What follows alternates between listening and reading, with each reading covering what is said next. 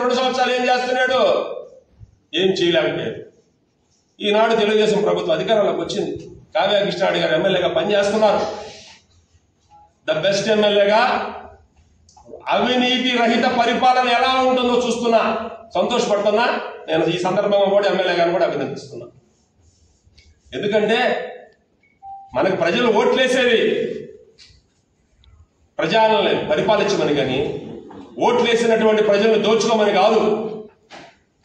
ఇది సందర్భం కాదు. ఎందుకంటే ఈ సబ్జెక్ట్ డిబేట్ కాకూడదనే తర్వాత మాట్లాడతాను. చిరంజీవిని ఇటీవల కాలంలో 20 నాడు కలిసి వచ్చాడు. ఇప్పుడే తెలుస్తుంది నాకు, ఇప్పుడు చెప్పారు ఎవరో మీ ద్వారా తెలిసింది నాకు కూడా. ఆయన జనసేనలో పోతాడని అనుకున్నాను.